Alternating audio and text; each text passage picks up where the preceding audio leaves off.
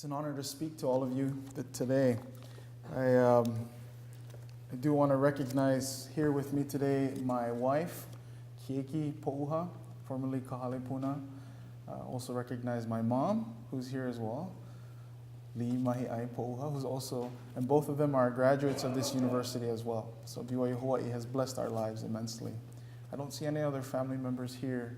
It's probably because I told them that it was going to be in the Aloha Center, but I hope you will bear with my dry humor as I talk today.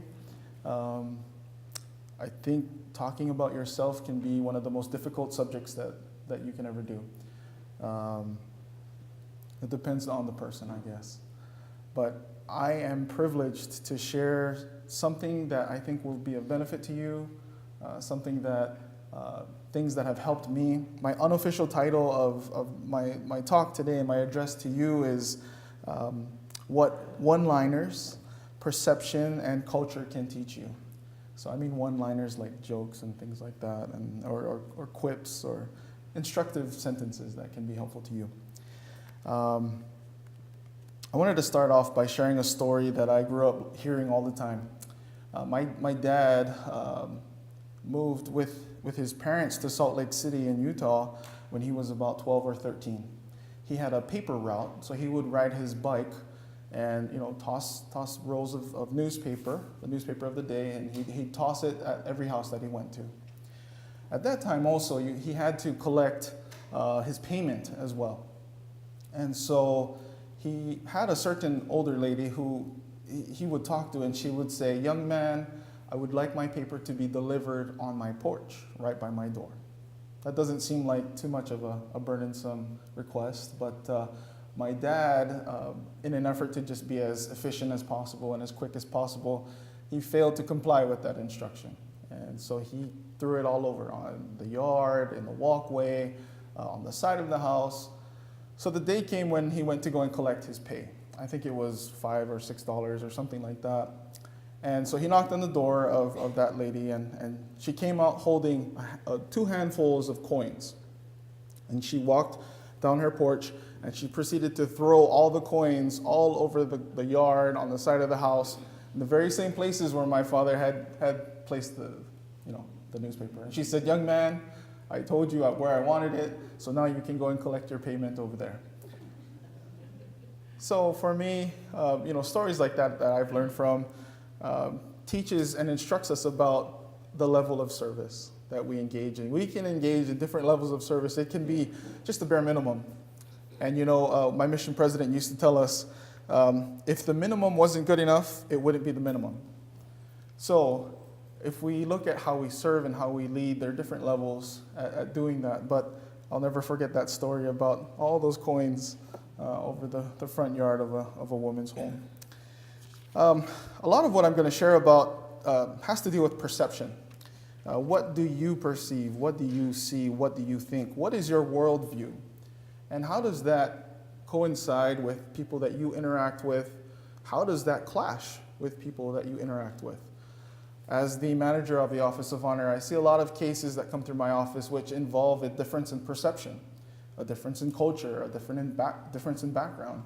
You may experience that. You may say, "Oh, I don't like people from such and such a place," or those who are not of my culture, they just don't get what I'm seeing or what I value. And I've learned through my family that we all come from different perspectives, and it's good when we can recognize and acknowledge that other people have differing perspectives from our own. Some of the other things I thought of as my last minute notes that I wrote down here, just some random thoughts that I want to share with you at the outset. But I do want to say that for myself, I am grateful to be here, but I also want you all to know that I am no better than you. Some of the leaders that you may place on a pedestal and you'll think, "Man, they're so awesome." They too are not better than you per se. They just have made certain choices in their life that has given them certain outcomes and results. And so other thoughts that I wanted to share initially is that you and I are equally loved of the Lord.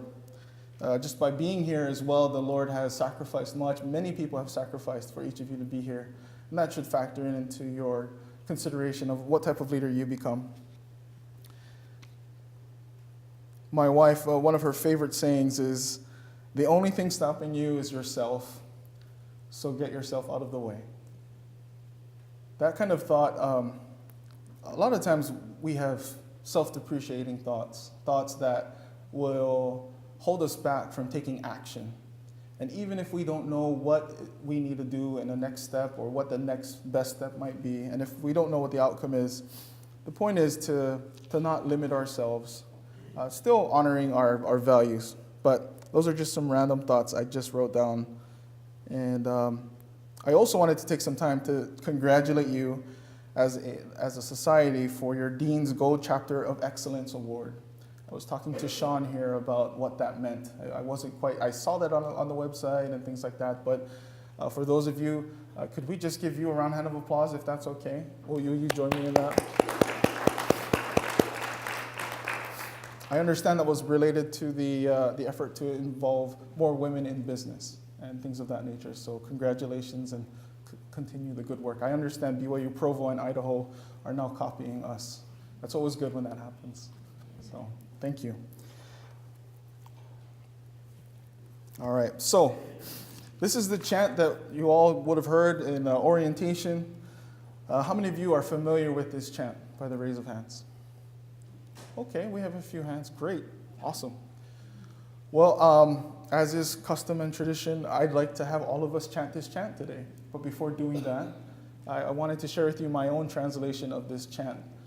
Hikimai. Hikimai ena pua ikala ie.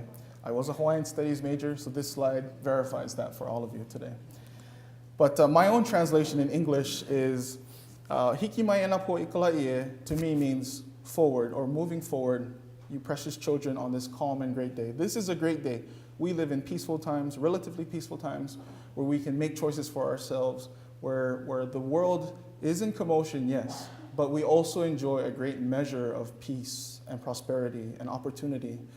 And if you can realize how you can tap into that with your own preferences and your own ideals, you can realize many great things. Second line, Ke pi'ia e la kamona ki e ki'e, as you ascend the highest mountains. We recently, if you've been involved with SWAT or other, or if you know Edatai, who was just named the UN Global Ambassador. I always get this wrong, but he had a great recognition for what he's doing to help in his home country. You may find different mountains that you ascend. Whatever you do, do it well. Ha'amaina kama me kama kua. Perform, or ha'a is the word for like it's a dance posture, but perform, offer your best as children of your Father in heaven. This is to you, brothers and sisters, to all of us. That's who this chant is meant for. Hevehi pula ma'ao ke kupuna, for you are the greatest treasure worn with pride by your progenitors. And also your Heavenly Father takes pride in all the good things that you are engaged in. E ka'imayana, e ka'imayana. Lead and do your best on the righteous path that you choose. And then the last line, the second to the last line, Eha hai ikaleo okahakue. Follow the voice of the Lord, and He will always keep you, protect you, and show you the way. So imagine that your Heavenly Father, imagine that your ancestors are professing this to you. They're encouraging you on your journey, and I hope you can feel that. So at this time, I'll invite everyone to please stand, and we'll chant this together. If you don't know the chant, just listen around to your neighbor. And of course, the last line is aloha e, aloha e. Aloha being that great love or that charity that we so desperately need. Thank you for your indulgence, everyone. So I'll start it. I'll do the first line and say pa, and then we can start. Hiki mai e nā pua I ka la'i e, pa. Hiki mai e nā pua I ka la'i e, ke pi'ia e la kamona ki e, ha'amaina kama me kama kua, he vehi pulama o ke kupuna, e ka imai ana, e hahai ka leo ka hakue, Aloha e, aloha e, aloha e. Thank you so much.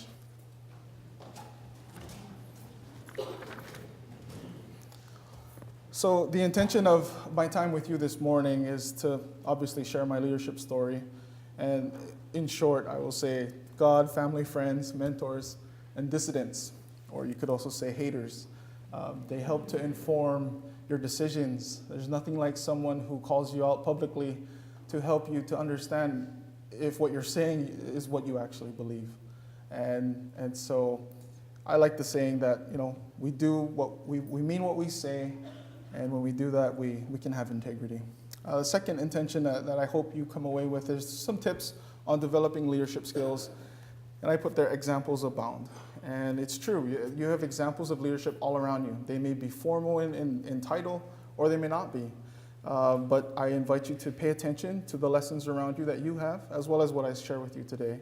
But beyond that, you might also want to record what you learn, a journal, a blog, whatever you think. But I think it's important for you to recall and remember the lessons that you have learned. I had that experience this past week and other weeks before this, trying to put together, okay, what can I share about leadership that would be beneficial to you? This is a picture of my beautiful family. This is just a slide where I express my gratitude. My wife, obviously, there. Our oldest son is Kia'i Onameapono. His name means guardian or protector of truth and righteousness. Our next born is Kala'ikuo Kahaku, which means the great calm and peace of the Lord, which also implies that when you live the gospel and you follow the Lord, you will find peace. You see the young girl I'm holding in my hand up there. She is, she's normally nice, but in this picture she just got up from a nap. But my wife says our daughter has me wrapped around her finger. Her name is Hilina'i Ikaleo Onalani, which means confidence or trust or reliance on the voice of heaven. And then our other boy is Alika. He's named after his maternal grandfather. And his middle name is Imua Inahana Kupainaha, which means to move forward in the glorious work of the Lord. And we are expecting baby number 5 in June, middle of June. So that's our little family there. I wanted to share with you. So on to my leadership experiences.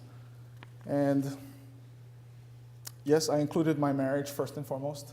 For those of you who are married, you can understand it does take a lot of leadership to not only be married, but to also maintain a happy marriage. And my wife is scowling at me, but I'm here on the podium, so we're good for now.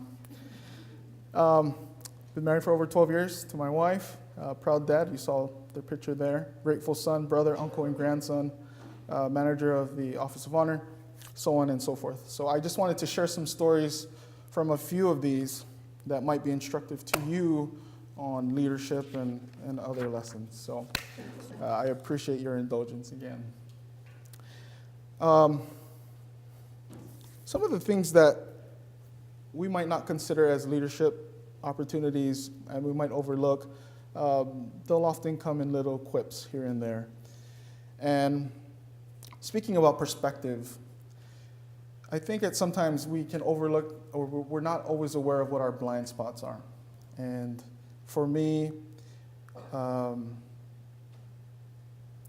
just when my wife and I, my wife actually had interest in me first. I'm very proud to say that. But my mission goggles were still on, and I was pretty blinded. I had spent 2 years on the other side of the planet in Uganda. Loved that time, but I just wanted to be a homebody. I just wanted to be with my family. And so through service opportunities, my good friend, Paliku, he invited me to help out with different service activities and things like that. But little did I know he was setting me up with his sister. You want to do the best you can, but sometimes when I hear people struggling with either finding a companion or whatnot, sometimes when you focus on something too much, it sort of clouds your vision, and it robs you of the opportunity to do other things that might actually help you with the challenge that you're focusing on.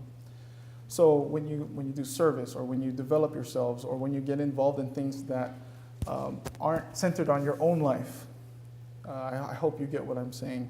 When you get involved in those types of things, it helps you to develop your character. And I think a lot of what we face today is the struggle between two different types of ethics. One being an ethic of character, and another being an ethic of personality. An ethic of personality is very welcoming, very inviting, but may not be as substantial. An ethic of character is someone who will put in the hard work, someone who may not be as jovial or bubbly in character. But it's an interesting dichotomy to study, because when you know someone has a character, you can trust them. If someone has a personality, you will love them, but sometimes you may lack that type of trust. And trust drives everything, whether it's a marriage, whether it's a business relationship, whether it's any type of contractual arrangement that you might have. So I hope that's helpful to you. I was grateful that my wife opened my eyes and got my foggy goggles off. But I soon realized that I had an opportunity right before me.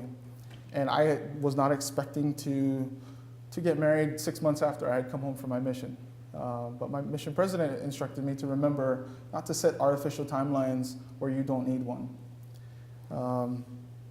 So you probably got a lot of counsel and advice from those people that you love and that you support. I would recommend you listen to those things. Also, yes, honey will always get you out of a lot of trouble as well. That helps. I also learned that it's important to make what's important to your spouse or to your client or to your customer, make what's important to them important to you. That will always help you as a leader or as a manager, because something that they value that you don't value might be the divide between you finding success with certain goals that you might have. The other thing I wanted to talk about is revolves perception. As a state representative, as a politician, you have to balance different dichotomies. And one of the key things that I learned is that perception is reality. To many people, perception is reality. It may not be factually based, it may be emotionally based, but that's something a good leader considers. What is the perception that you have? What is the perception that someone else has? And how does that conflict, or how does that work together with what you have? So there's so many instances, whether it was trying to pass a bill or trying to get funding for our local community or to work with farmers. But as a politician, you have to understand that it's okay that other people have other perspectives that are different from your own. But the opportunities are there when you can recognize those differences and find commonalities, find common ground that you can work on and build on. If you look at some of our schools here in Laie and Hauula and Kahuku, some of these projects that we were able to collaborate on as government officials or as community builders or as just community members or businesses, a lot of it came just from understanding where we could collaborate and understanding where we couldn't collaborate. Certain things will prevent you from taking certain actions. For example, at the Kahuku High School, there's a gravel pit in the front there. It used to be all muddy and all grassy, and it just got tore up all the time with rain and mud. But with our local unions, with local schools, and also projects where they were already paving and getting rid of old material, there was basically an opportunity to get that parking area filled with some backfill so that the parking could be better used there. That was one of our successes in collaboration. And one of those things that helped us to do that was getting in a room together and having the discussions about where we could collaborate together. So I recommend to you, perception is a key, and just sort of respecting different people's perspectives and where they're coming from.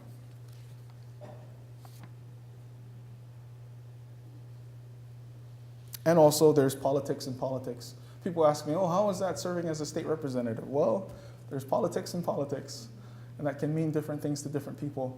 But what I like about politics and governance is that you can really bless people's lives.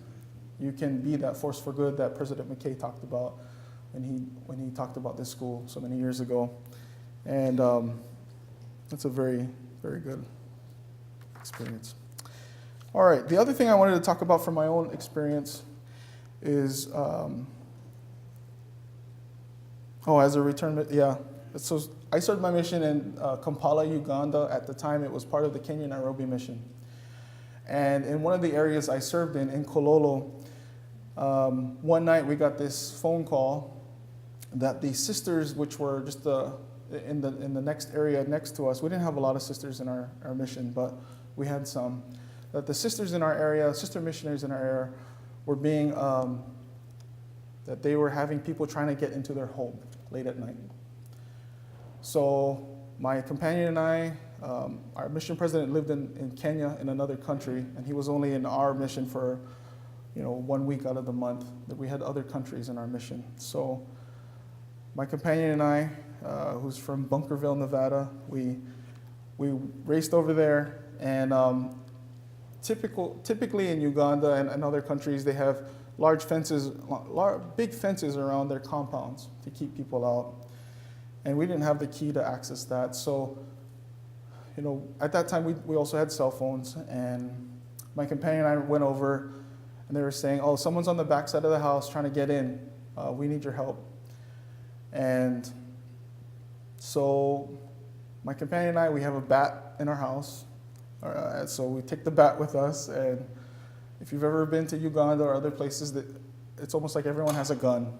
It might be an old gun or an old weapon, but so that's in the back of your mind, in our minds as we're going. And so I hop on the fence, I hop over, I get onto the other side into the compound. My companion passes me the bat, and then I say, okay, let's go, jump on over. He said, oh no, I'm not coming in there. I said, oh, maybe we should have talked about this before I jumped over. But I didn't blame him. I mean, he was a small little kid. I mean, love him, but he didn't feel like he would be much help, and I agreed with him. So I went, my heart's pumping. I'm thinking, man, what if I get hurt? What if I die? I'm all the way on the other side of the planet. Nobody in my family knows anyone else in this country. I don't know, I'm going to get shot or what? So I go, and then, I have my bat. I start yelling out in Luganda, get out, whatever. So I go with my bat, and luckily no one's there. So whoever was there banging on the doors and things, they had left already. Man, I said a very strong prayer and thanked Heavenly Father that nobody was there. But I learned a few things from that experience. Number one was make sure that your companion goes with you when you jump over the fence. The other thing was you never know when you're going to be called upon to exercise something that you never thought you had to. And as a leader, sometimes you just kind of jump into situations where you're not quite sure what the outcome is going to be. But you move forward trusting that you at least take calculated risks that could be mitigated in some way. I like aviation. I grew up dreaming of becoming a pilot. Maybe I will someday, but when the sound barrier was broken, that was, I don't know if any of you were familiar with that, but Chuck Yeager, a pilot, who served, he was credited with being the first pilot to break the sound barrier. But that doesn't mean that other pilots didn't try before him. Many had tried before, but right at that threshold when they were about to break the sound barrier, they would slow down because their aircraft would shake violently. And in fact, when that happened, the best thing to do, as Chuck Yeager found out, when he went on his trial run to break the sound barrier, his plane started shaking violently. But a lot of other pilots had slowed down at that threshold point, and they actually ended up dying and crashing because they stopped. But in fact, to break the sound barrier, you had to go faster and to break through that threshold. And that often is an exercise of faith for each of us, no matter what we do. where we are on the edges of what we know, where we are on the edges of our comfort zone. Sometimes we want to stop and turn around because it's uncomfortable, because it might be too intense, but oftentimes where situations are manageable and it's not a matter of life and death, like I thought I was experiencing on my mission, you move forward beyond that. And as a leader, often that will be where you go. You'll go forward and move forward into unfamiliar territory. So just when you're thinking that you're going to give up or going to stop or not pursue what you think is going to take you to the next level, maybe you should think about pursuing it more forcefully or more intently. Maybe collaborating with others that might be where you want to be someday.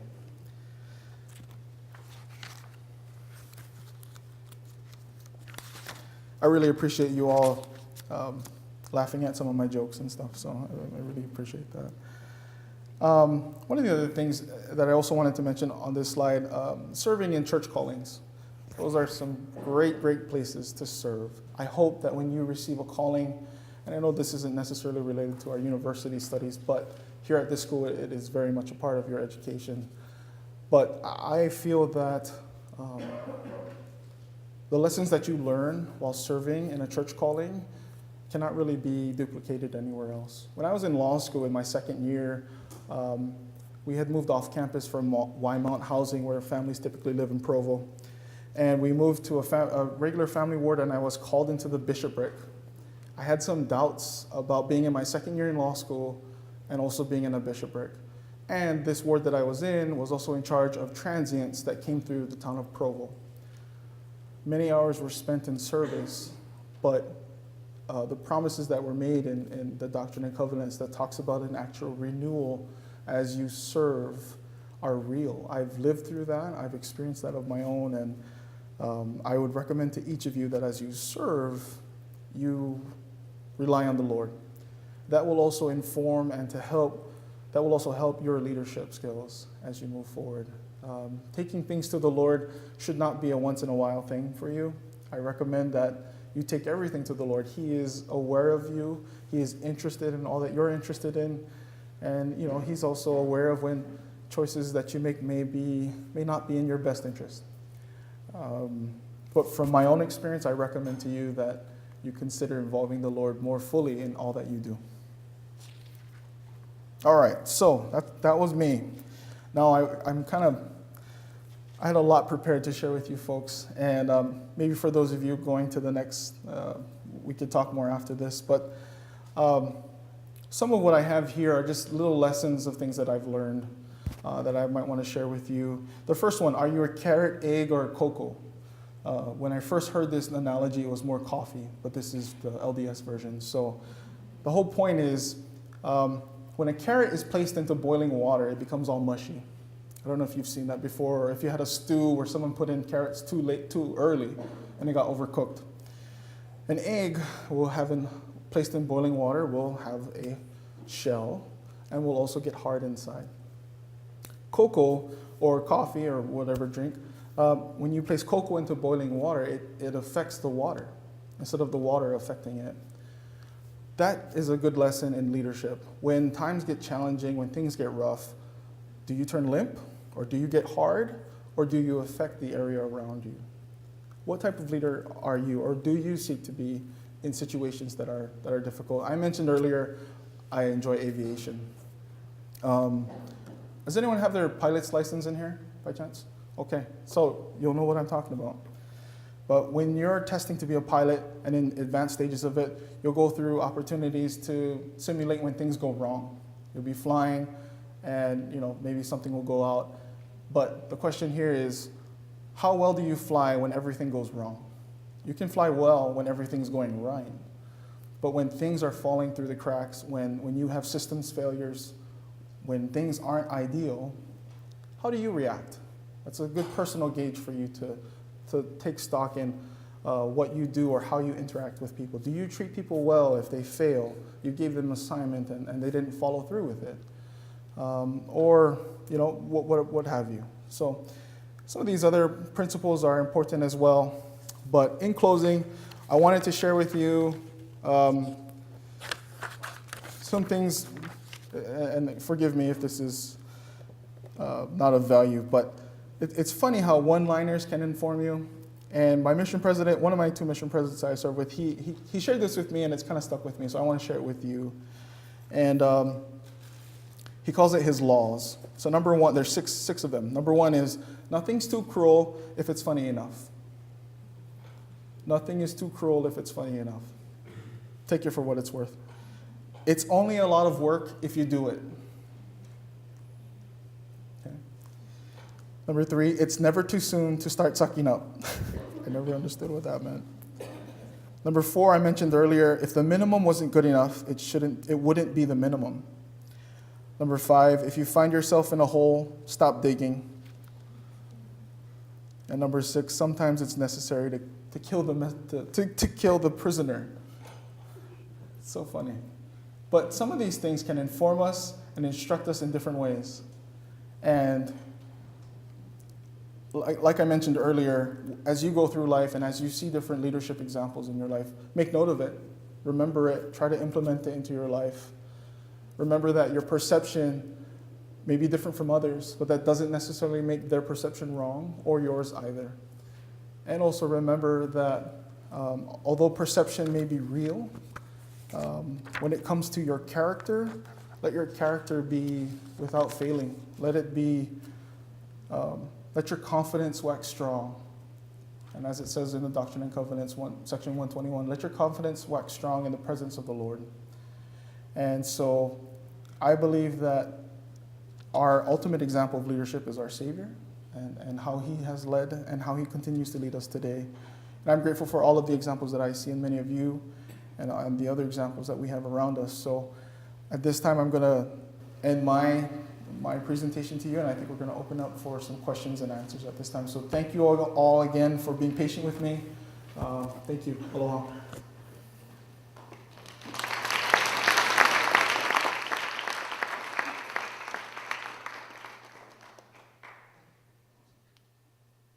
All right, Sean asked me to stay up here and answer your questions. So, Sister Hannanen.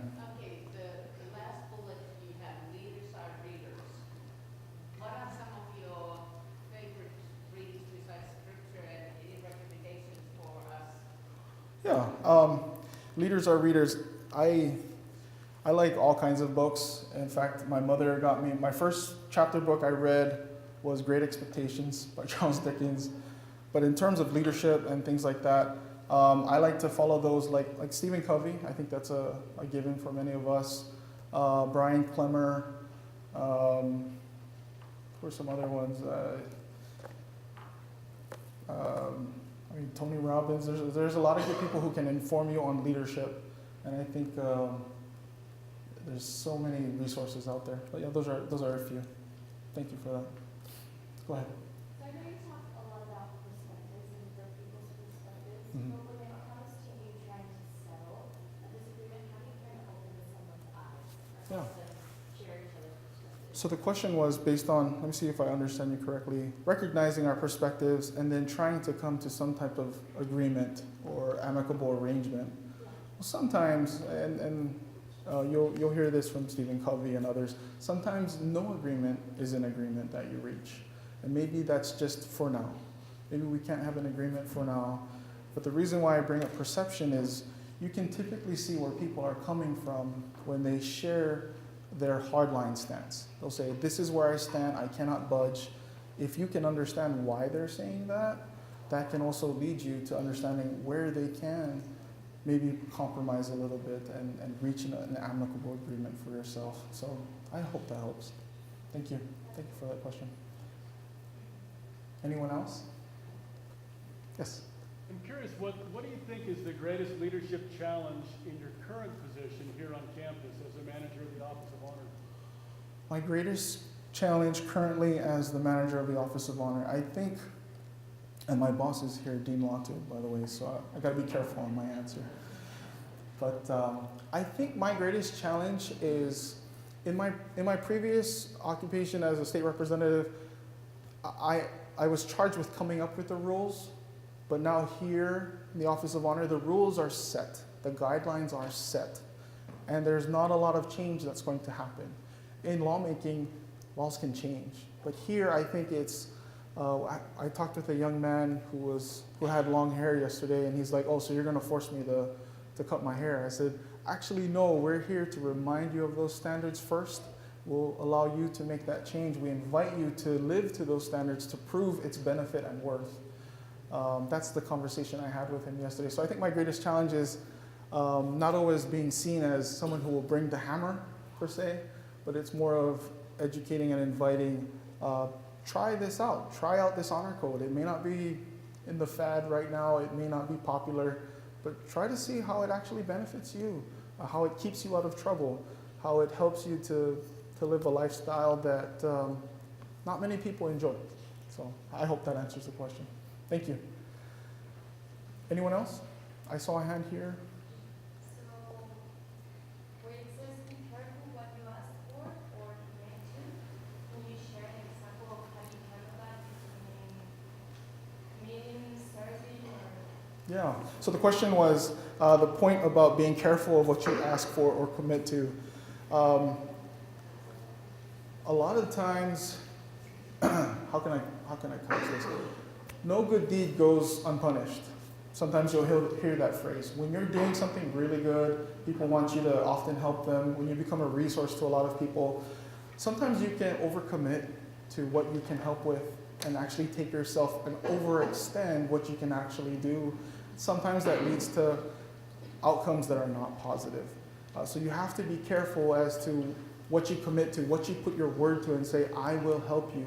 Because if someone is known as someone that will make commitments but not keep them, that's far worse than not committing to that commitment in the first place. Does that make sense? But so I've seen people come to the Capitol and ask, oh, I need this amount of money to get my project moving. This is going to help so many people. And then they're given that much money. But then they say, oh, I need more money to help the money that you gave me. I need more money to be able to do this project. I mean, that's kind of speaking in general terms. But sometimes you want to be careful about overextending yourself or overpromising. Because if you overpromise and underdeliver, I mean, if that's how you run your business, you're not going to be in business for a long time, or you're going to struggle a lot. So, yeah, thank you for that. Any other questions? Oh, Sister Hannah. I think you have such a fascinating background with the state and with the university. I'm looking in the future. In the future, if you were the governor of Hawaii, what would you do? Or if you don't get that job, if you were the president of BYU-Hawaii, what would you do? Because I love the other one, change or crash, and we don't want to crash. Yeah. What would be changed in the university, and what would be changed in Hawaii for us to be really stellar? Wow, that's a heavy question, Sister Hannah. That's a heavy one. I would first of all pray. Second, go to the temple. But I think some of our challenges are because we're talking past each other, or we're working on hidden agendas, or we're not coming together to recognize where we can collaborate. And I think a lot of that has to do with past occurrences that may have caused some hurt or distrust or some damaged perception, because perception can be reality. Just looking at some of the challenges locally, I think my perception would be if there was a way where we could collaborate more effectively and have bridging institutions on some of our most greatest challenges, we would be able to actually find solutions that were less controversial, that didn't cost us as much over time, that would also help this idea of sustainability and interdependence to actually come. I believe we all have the answers, it's just bringing them together. That's my general answer. I won't go deeper than that, but that's the politician in me, I guess. But thank you. Any other questions or go ahead. Thinking back to your college days, what would you do differently? Going back to my college days, what would I do differently? That's a great question. I think what I would do differently is I would take advantage of more opportunities on campus. There's a lot of great organizations, a lot of great institutions, but also keeping in mind that you don't want to overextend yourself as well. But I would just take more advantage of the resources and opportunities that are here at this university. I think that's my number one thing. So I think that's our last question. We're good? All right, thanks everyone. Mahalo.